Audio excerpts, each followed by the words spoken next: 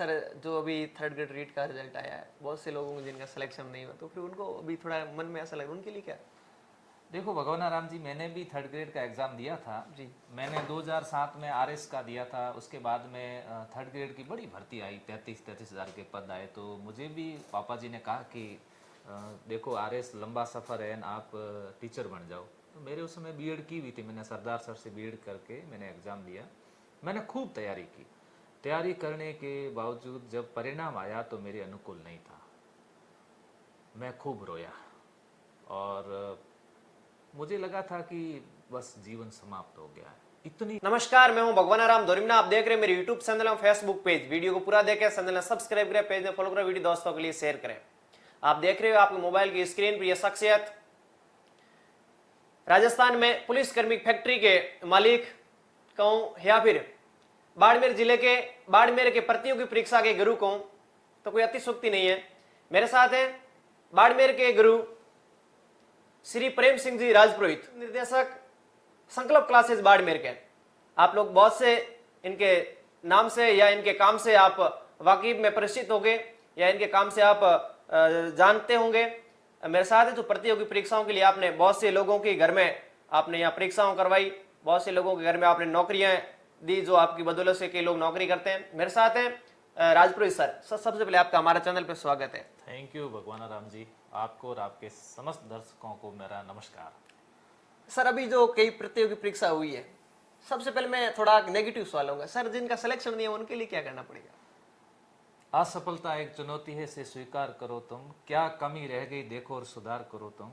जब तक सफल ना हो नींद चैन को त्यागो तुम, संघर्ष का मैदान छोड़ करके मत भागो तुम। कुछ किए बिना जय जयकार नहीं होती, कोशिश करने वालों की कभी हार नहीं होती।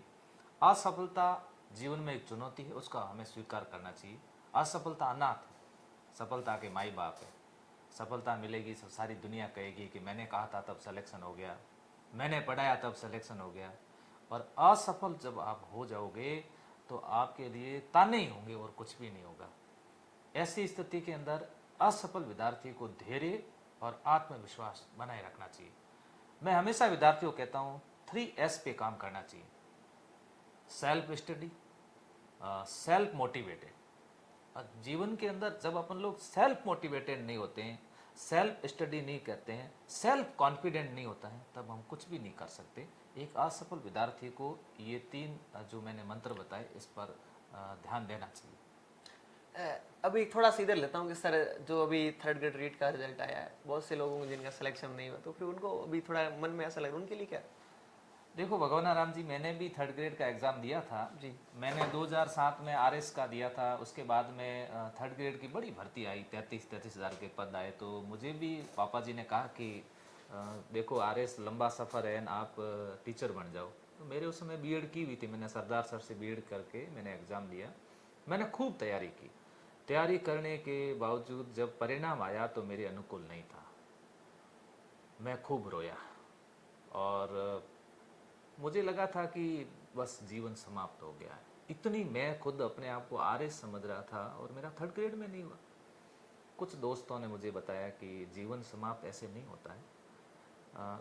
जब आपके पास में बहुत सारी चाबियां होती हैं और आपको कह दिया जाए कि ताला खोलना है, तो आप एक दो लगा करके फिर ये सोच नहीं सकते कि बाकी वाली भी काम नहीं आएगी। आप नेक्स्ट नेक्स्ट नेक्स्ट अगला कदम उठा सकते हो। मुझे उन्होंने कहा कि आपके लिए कोई बड़ा पद इंतजार कर रहा है। वास्तव में मैं उनको धन्यवाद देता हूँ आपके माध्यम से कि वो बात सही साबित हुई। और मैं उस समय थर्ड ग्रेड, हो सकता है कि मैं वहाँ तक ही सीमित रहता, आज मैं अच्छे पद पर हूँ। तो असफलता मेरे हिसाब से गम के लिए नहीं है, असफलता अपने आप को बुझाने के लिए नहीं है, असफलता सीखने के लिए है। और मेरा खुद का व्यू ये है कि जब तक आप असफल नहीं होते हो ना, तो सफलता का मज़ा नहीं आता है। पहली भर्ती में सफलता मिल गई है, ठीक है, बहुत अच्छी बात है, लेकिन एक दो असफलता भी मिलनी चाहिए, इसका भी बहुत बड़ा आनंद है और ये आनंद लेना चाहिए। हाँ ठीक है, आप असफल हो गए, ईर्ष्या होती है, जैसे अपन दोनों और अपन रूम पार्टनर थे और आपका सिलेक्शन हुआ और मेरा नहीं हुआ, तय मान के चलो मुझे खुशी नहीं होगी, मुझे थोड़ा दुख होगा कि काश मेरा भी हो जाता।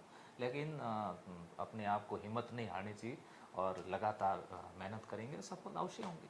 आपको बहुत सा अनुभव है, ऐसा बहुत बार होता है जिनका सिलेक्शन नहीं होता, या आप आजकल पढ़ते हैं कोटा में ऐसे बहुत सी ये आत्महत्या कर लेते हैं, इनकी आप। देखो, आत्महत्या करने के पीछे के जो कोटा के जो कारण है, उस कारणों पर एनालिसिस अपन करते हैं। एक तो वहाँ पर क्या हो रहा है कि स्कूली जीवन को समाप्त कर दिया गया है। बच्चे का एडमिशन तो स्कूल के अंदर है और वो कोचिंग में जाकर के पढ़ रहे हैं। मेरा ऐसा मानना है कि ऐसे बच्चों को सरकार को एक ऐसी पॉलिसी लानी चाहिए कि 12th तक के जो बच्चे हैं उनको कोचिंग की कोई आवश्यकता नहीं है, उनको स्कूल में पढ़ाओ ना। अब स्कूल में उनका नाम लग दिया गया और उनके ऊपर बहुत ज़्यादा बोझ डाल दिया जाता है। फिर क्या होता है, देखिए, कोमल जो पौधा होता है, उस पौधे पर अगर आप ज़्यादा भार डालोगे तो तय मान के चलिए वो पौधा टूटेगा। अब एक पौधा बहुत बड़ा हो गया और बड़ा वृक्ष बन गया, उसके ऊपर बिजली भी गिरेगी तो कुछ नहीं होगा। एक दो असफलताएं मिलने के बाद में उसको असफलता और भी मिल गई तो कोई फर्क नहीं पड़ेगा। मेरे पास में कुछ ऐसे बच्चे आते, वो कह रहे हैं कि सर हमने 50 एग्जाम दिए, 60 एग्जाम दिए, फिर भी हंस रहे हैं, मजे से तैयारी कर रहे हैं और उनका सिलेक्शन हो रहा। तो उन्होंने तो आत्महत्या नहीं की, फिर ये सारी कोटा में आत्महत्या ज्यादा क्यों हो रही है? प्रतियोगी परीक्षाओं के हब है, बाड़मेर है, जयपुर है और कहीं, वहां आत्महत्या एक भी नहीं हो रही है। प्रतियोगी परीक्षाओं की तैयारी करने वाले रिजल्ट आने के बाद आपने सुना रीट के बाद में किसी ने आत्महत्या की? आपने सुना कभी आरएस के बाद में किसी ने आत्महत्या की? आपने सुना कभी लेक्चर के बाद में आत्महत्या की? नहीं। फिर कोटा में ऐसा क्यों हो रहा है? क्योंकि वो जो फूल है ना, वो फूल, खिलते हुए फूल, और फूल के ऊपर इतना दबाव दिया जा रहा है, इतना वहां पर प्रेशर है, ऐसी स्थिति में फूल सहन नहीं कर पा रहे। और मैं पेरेंट्स को भी ये कहना चाहता हूँ आपके माध्यम से कि उन बच्चों का ध्यान रखने की जरूरत है। अभी फिलहाल हाल ही दिनों में जैसे रिजल्ट आया तो बहुत से लोग होंगे जो अभी कहेंगे कि सर कैसे भी हालात में मेरी शादी नहीं हो रही है, वो नहीं हो रहा है, मुझे कैसे भी करके 4-5 मिनट में नौकरी लगवाना। मैं जैसे आपके पास आ गया तो सर आप कैसे। देखो, किसी भी सफलता का शॉर्टकट नहीं होता है। अगर वो कह दे कि नहीं साहब मेरा जीवन खत्म हो रहा है और मुझे जल्दी में शॉर्ट चाहिए, शॉर्टकट नहीं हो सकता। ये एक बिल्डिंग है, अभी अपन 3 मंजिल पर बैठे हैं और आप मुझे कहो सर मुझे बहुत जल्दी उतरना है, तो शॉर्ट रास्ता बताइए। शॉर्ट रास्ता क्या हो सकता है? मैं कह दूंगा आप इधर से कूद जाओ, ये तो शॉर्ट रास्ता है। और आपको जहाँ सीढ़ियाँ बता दूँ, इस सीढ़ियों से आपको टाइम लगेगा। अब आप कूद जाते हो तो तय मान के चलिए कि कोई आपको चोट लग सकती है। शॉर्ट रास्ता हमारे लिए संभव नहीं होता है। मेरे हिसाब से प्रतियोगी परीक्षाओं को हमेशा ऐसा रास्ता चुनना चाहिए जो लंबा रास्ता हो। फिर उसके बावजूद तो एक प्रतियोगी परीक्षा की तैयारी करने वाले विद्यार्थी अगर 4-5 महीने, भगवान राम जी, बढ़िया तरीके सोशल मीडिया से दूर रह करके, जीवन से कट करके, एक सन्यासी बन करके अगर वो तैयारी करे, पूरा समर्पित हो जाए, मेरे हिसाब से वो शॉर्ट रास्ता ही होगा उसके लिए और वो सफलता प्राप्त कर सकता है। मतलब ये सोशल मीडिया से दूर रहना चाहिए फिर, या सोशल मीडिया से तो 100% दूर रहना चाहिए उसको। सारे अकाउंट उसको बंद कर देने चाहिए और उसको जो ये जो मल्टीमीडिया मोबाइल है इसको भी बंद कर देना चाहिए। इससे क्या होता है, आप अपना ध्यान केंद्रित नहीं कर पाते हो। पढ़ाई करना एक तपस्या है, और जिस प्रकार से ऋषि मुनि अपने अपने स्थान पर जाकर के कैसे तपस्या करते थे, वैसी एक तपस्या है। आजकल आप लाइब्रेरी में बैठे हो, क्या छोटे से कोई रूम में बैठे हो। मैं खुद पढ़ाई करता था, उस समय मेरा रूम बहुत छोटा था, आजकल तो 12x10 के ऐसे रूम हो, तो छोटा सा रूम था, उसमें बैठ करके हम लोग तपस्या करते थे। तो ऐसी स्थिति के अंदर आपको दुनिया से थोड़ा अलग होकर के तपस्या करनी पड़ेगी।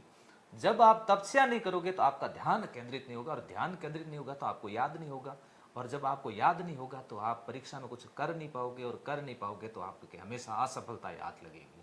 तो ऐसी स्थिति में सोशल मीडिया से एक विद्यार्थी को दूर रहना चाहिए। जैसे मैं हूँ या फिर कोई और होंगे तो इस बात से ये पता नहीं है, जैसे अभी 12वीं की बहुत से लड़के हों, अब उनको पढ़ना क्या है। देखो, ऐसा होता है कि एक छोटी उम्र में जो बच्चे होते हैं, 11th में 12th में होते हैं, उनको बड़े ग्रंथ नहीं पढ़ने, उनको एनसीईआरटी पढ़नी चाहिए। हम लोग क्या करते हैं, सही तरह से उनको गाइड नहीं करते हैं। बच्चों को हम लोग बड़ी बड़ी गाइड ला करके दे देते हैं, ये पढ़िएगा। आप उसको 6ठी से लेकर के 12वीं तक की किताबें पढ़ाइएगा उसको, और उनको कहिएगा इस कॉन्सेप्ट पर आप विशेष रूप से ज़्यादा ध्यान दीजिएगा। अगर वो छोटी छोटी किताबों को बार बार रिपीट करते हैं और उसको पढ़ते हैं और कॉन्सेप्ट अच्छे तरीके से अगर तैयार करते हैं तो उनकी अच्छे से नींव बन जाती है। जब तक बच्चे की नींव मजबूत नहीं होगी, उसके ऊपर बिल्डिंग अच्छी नहीं बनेगी, और बिल्डिंग गिरेगी, आप तय मान कर चलिए। तो बच्चों को छोटी किताबें देनी चाहिए, कॉन्सेप्ट आधारित देनी चाहिए, और मेरा ऐसा मानना है सबसे ज़्यादा 12th तक के विद्यार्थियों को एनसीईआरटी पढ़नी चाहिए। किसी की भी उनको आवश्यकता नहीं, कोई गाइड बुक्स खरीदने की जरूरत नहीं है। एनसीईआरटी पढ़ो, आपकी नींव मजबूत होगी, उसके बाद आप कोई भी विषय आधारित किताबें पढ़ सकते हैं। एनसीईआरटी हो या फिर इन बुकों में हम लोग पढ़ते हैं, बहुत से लोग पढ़ते हैं, इनमें त्रुटियां होती हैं या फिर ऐसे लोगों के भावना बनी हुई? देखो ऐसा है, त्रुटियां तो सामान्य तक एनसीईआरटी में भी है त्रुटियां, लेकिन नेगेटिव बातों को हमें भूलना चाहिए मेरे हिसाब से। जैसे आप कोई पुस्तक पढ़ रहे हो, उसमें 2-3 त्रुटियां मिल गई, आप पूरी किताब को गलत मत कहो उसको, ये सारी किताब गलत है, उससे क्या भ्रमित हो जाओगे। हमें त्रुटियों को अलग भी करना चाहिए। अगर एक त्रुटि हो गई तो आप किसी सही आपके गुरु से मार्गदर्शन प्राप्त कर लो, उनसे गाइड ले लो और पूछेगा कि ये किताब में ये लिखा हुआ, इसमें ये लिखा हुआ, इसका सही क्या है, तो वहाँ आप सुधार भी तो अपना कर सकते हो। तो धीरे धीरे धीरे आप इसमें त्रुटियों से हट करके पॉजिटिव वे में आगे बढ़ना चाहिए। मैं ऐसे कई विद्यार्थी देखें, एक दो किताब में गलती आते हैं, टेस्ट पेपर में हमारे मान लो एक दो गलती आ जाते हैं, तो क्या कहते हैं, सर आपका टेस्ट पेपर पूरा ही खराब है। एक किताब में एक गलती आ जाती है, सर आपकी पूरी किताब ही खराब है। मैंने कहा ऐसा नहीं होता है, एक गलती से आप पूरी खराब नहीं कर सकते, उसमें हमें सुधार करना पड़ेगा। और मुझे नहीं लगता है कोई ऐसी किताब है जिसके अंदर कोई गलती नहीं होती है, और उससे हमें बचना चाहिए। अब मैं थोड़ा सा ले जाऊंगा शिक्षा की ओर। विद्यार्थी है जिसको भी मास्टर बनना है, तो उनको क्या पढ़ना है, जैसे कितना पढ़ना है, कितना घंटा पढ़ना पड़ेगा? देखो घंटे तो ये विद्यार्थी के लिए तय नहीं होते हैं भगवान राम जी, फिर भी एक विद्यार्थी को अधिकतम समय पढ़ाई के लिए देना चाहिए। जब मेरा एग्ज़ाम था 2nd ग्रेड का था, उस समय मैंने बहुत सीरियस होकर के तैयारी की थी, तो मैं लगभग कभी कभी टाइम वगैरह देखता था, 17-17, 18-18 घंटे हम लोग पढ़ते थे। अब आपका पढ़ने का तरीका कैसा है? कई विद्यार्थी कहते हैं कि सर मैं सुबह जल्दी उठ कर पढ़ते हैं। मैं सुबह जल्दी कभी नहीं उठा, ये मेरी एक आदत थी। मैं रात को 2-2, 3-3, कभी कभी 4 बजे तक पढ़ता था और 11-12 बजे उठता था। उसके बाद फिर खाना वाना खा करके फिर पढ़ने लग जाता। मेरा पढ़ने का ये तरीका था कि ब्रह्म बेला में पढ़ना चाहिए। मुझे नहीं पता, मैंने ब्रह्म बेला कभी देखी नहीं, मेरा ये तरीका था हमेशा पढ़ने का। और मुझे याद भी बहुत बढ़िया होता। मैं ये कहता था, सारी दुनिया जब सोती है उस समय प्रेम सिंह जागता है। उस समय इतना आनंद आता था पढ़ने का, क्योंकि कोई कॉल नहीं करेगा आपसे, कोई परेशान नहीं करेगा आपको, दुनिया सारी सो गई है, तब आप बढ़िया तरीके से पढ़ लीजिएगा। तो वो मेरा एक पढ़ने का तरीका था। बाकी आप कितने घंटे पढ़ते हो, जब आपका मस्तिष्क आपको स्वीकार कर रहा है उतने घंटे पढ़ते जाइए। 2 घंटे या 3 घंटे डेली अगर आप बिल्कुल तन्मयता के साथ में तैयारी करते हो तो वो भी पर्याप्त है। तो सुबह सुबह पढ़ने की आवश्यकता नहीं, आराम से बच्चों को आप स्पष्ट कह रहे हो कि आराम से सो सकते हैं? कभी से मैं नहीं कह रहा हूँ कि सो सकते हैं, देखो ऐसा मैं नहीं कह रहा हूँ। मैं ये कह रहा हूँ कि आपका जब पढ़ने का मन होता है तब आप पढ़िएगा, बाकी जल्दी उठिएगा, सूर्य भगवान के दर्शन करिएगा। उठ जाग मुसाफिर भोर भई, अब रहन कहाँ जो सोवत है, जो सोवत है जो खोवत है, जो जागत है सो पावत है। तो रहन जब चली गई है, रात जब चली गई है, तो उसको उठना चाहिए। लेकिन ये मेरा व्यू कहता है। मैंने कभी भगवान राम जी, मैं झूठ आज दिन तक कभी बोला नहीं, आपके इंटरव्यू में क्यों बोलूं। मेरे कई साथी ये सब आपका वीडियो देखेंगे तो कमेंट कर देंगे कि प्रेम सिंह एक ऐसा विद्यार्थी था जो सुबह कभी नहीं उठता था। और मैं हॉस्टल में जब वहाँ बीएड में कर रहा था तो बाहर से विद्यार्थी दरवाजा बजाते, अरे बाड़मेरिया उठ जा, सूर्य उदय हो गया है। मैंने कहा मेरे उदय हुआ हुआ सूर्य देखना भाग्य में लिखा हुआ नहीं है, मैं तो अस्त हुआ हुआ ही देखता हूँ। तो वास्तव में मैं रात को ज़्यादा पढ़ता था, ये मेरा एक तरीका था। आप बाड़मेर की ओर ले आइए।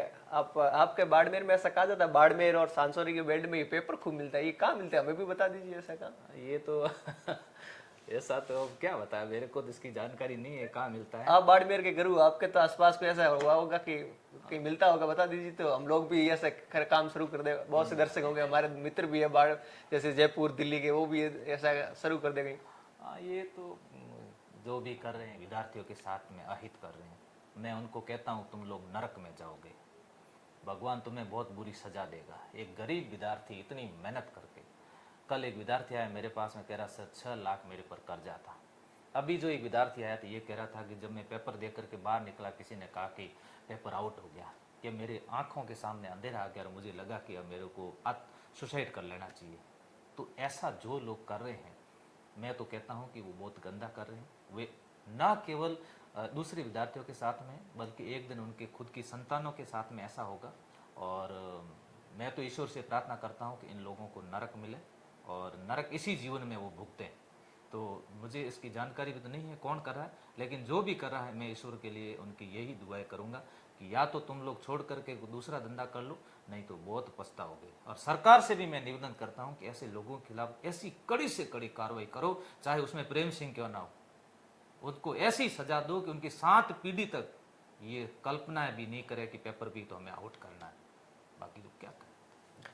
जैसे राजस्थान में टॉप किया लेवल फेस्ट में कमला चौधरी हैं जिनका हमने इंटरव्यू किया, तो ऐसे उनका इंटरव्यू किया तो बाहर के जो लोग हैं वो सोच रहे हैं कि बाड़मेर वालों ने पेपर लाया, इस बाड़मेर को और सांचौर शहर को इसको कणक से कैसे धुलवे अपन? हालांकि आपने कमला का इंटरव्यू लिया, मैं कमला से कभी मिला नहीं, लेकिन कमला का इंटरव्यू मैंने भी देखा। कमला प्रतिभाशाली है। हमारे मनोविज्ञान में ऐसा कहा जाता है कि प्रतिभा जन्मजात है। प्रतिभा किसी के घर में जन्म ले सकती है, बस उसको तराशने वाला कोई चाहिए। कमला को स्कूली जीवन में सही गाइडेंस मिला, वहाँ के स्कूल के जो शिक्षक थे उन्होंने उसको गाइडेंस, अच्छा गाइडेंस दिया। उसके बाद में कमला को अच्छी पुस्तक का मार्गदर्शन मिला होगा। कमला के द्वारा फिर उसके बाद में सही तरह से डायरेक्शन में तैयारी की। पिछली बार 1 नंबर से रही और इस बार राजस्थान टॉप किया उस बालिका ने। और जब उनके घर की स्थिति वगैरह देखें, ऐसा नहीं लगता है कि वो कोई टॉप करेगी या इतनी संसाधन युक्त वो बालिका नहीं थी। तो ऐसी स्थिति के अंदर जब आपके क्षेत्र पिछड़ा हो, जब जयपुर, सीकर और वहाँ के विद्यार्थी और वहाँ के शिक्षक बाड़मेर में नौकरी कर रहे हो, आज उनकी स्थिति ये हो गई कि सीकर में 400 सिलेक्शन नहीं है, 500-600 झुंझुनू में नहीं है, जयपुर अपने से पीछे चल रहा है, आगे सबसे बाड़मेर, बाड़मेर के बाद में जोधपुर, जोधपुर के बाद में नागौर, नागौर के बाद में जैसलमेर। ये धूप में रहने वाले हीरे हैं भगवान राम जी, ये संघर्ष से डरते नहीं है। वहां संघर्ष है ही नहीं, दिखावा हो गया। मैं सीकर झुंझुनू के लोगों से पूछता हूँ, मैंने कहा पिछड़ कैसे गए, तो वो कहते हैं सर हमारे तो दिखावा ज्यादा हो गया, और वास्तव में दिखावा हो गया। वहाँ आधुनिकता आ गई है और अपने आप अभी तक नहीं आई है। मैं भगवान से ये प्रार्थना करता हूँ कि आधुनिकता नहीं आए, लेकिन ये जो अब जो मोबाइल संस्कृति आ रही है ना, ये पतन की ओर ले जा रही है। ये ऐसा नहीं मानती का संकल्प क्लासेस का ये कमाल है बाड़मेर का टॉप लाना? हाँ, सबका है, केवल संकल्प का भी नहीं कह सकता हूँ। बाड़मेर में जितने भी इंस्टीट्यूट चल रहे हैं सब अच्छी मेहनत कर रहे हैं, और यहाँ पर एक विद्यार्थी के लिए हम लोग कलेक्शन से ज़्यादा सिलेक्शन पर ध्यान देते हैं, फीस कम रखते हैं, मटेरियल ज़्यादा देते हैं। बाड़मेर का बच्चा कोचिंग रिपीट करता है, एक बार पढ़ा, दूसरी बार पढ़ा, तीसरी बार पढ़ा, वापस आता है और सिलेक्शन होने के बाद में 1 किलो मिठाई लेकर के और आता है। अगर आपके साथ में धोखा होता तो आप सिलेक्शन होने के बाद में मिठाई लेकर के नहीं आते, तो कहते ये मैंने खुद ने पढ़ा है, इसमें आपका कोई रोल नहीं है। तो ऐसी स्थिति के अंदर ना केवल मैं ऐसा नहीं कहूँगा कि संकल्प का ये, यहाँ बाड़मेर में जितने भी लोग काम करें उन सबका अच्छा रोल, अच्छी भूमिका है। ऐसे हो जाता है कि पढ़ाई करते करते कई बार नींद आती है, उसका क्या इलाज है? हाँ, उसका इलाज तो यही है कि उठ के सो जाना चाहिए उसको, क्योंकि जब नींद आ जा रही है आपको पढ़ते पढ़ते, यार इसका मतलब आपका ध्यान सही तरह से केंद्रित नहीं है। शुरू में पढ़ना शुरू किया, पेज पढ़ते नहीं। हाँ, लोग कहते हैं कि पढ़ाई, नींद की अगर कोई बढ़िया दवा है तो किताब है। नींद जिसको बढ़िया नहीं आ रही है उसको किताब सामने दे दो, उसको नींद आ जाएगी, तुरंत आ जाएगी। हमारे साथ में, मैं गांव में जब पढ़ता था तो हमारे पास में लाइट घर में नहीं थी, तो मैं किसी दूसरे के घर पे जाकर के अंकल के यहाँ पढ़ता था। तो अंकल के जो बड़े बेटे थे वो क्या करते थे, किताब को यूँ सामने रखते थे और सामने रख के उनको नींद आ जाती थी। मैं पास में बैठ करके पढ़ता था, वो कहते थे कि मेरे पापा आ जाए तो किताब का यूँ स्टैंड बना हुआ रखते थे, पापा आए तो मुझे जगा देना और कह देना कि पढ़ रहे हैं। तो ऊपर से आवाज़ देते थे क्या कर रहे हो, मैंने कहा पढ़ रहे हैं। तो मेरे वाला बेटा, मैंने कहा वो भी पढ़ रहा है, वो भाई साहब नींद निकालता था। इसका तो कोई इलाज नहीं है। इसका इलाज यही है कि अंदर से आग लगनी चाहिए, आग तड़प होनी चाहिए। भगवान राम जी, ऐसा लगना चाहिए मेरा परिवार, मेरे माता पिता, उनके सपने, फिर आपको नींद भला कैसे आएगी बताओ? रात की जब आप नींद में होते तब भी आपको लगेगा कि मुझे कुछ करना चाहिए, और ये सारी चीज़ें है ही नहीं, तो फिर नींद है। और जब नींद ले लेंगे आप लोग तो फिर उसका कोई इलाज नहीं।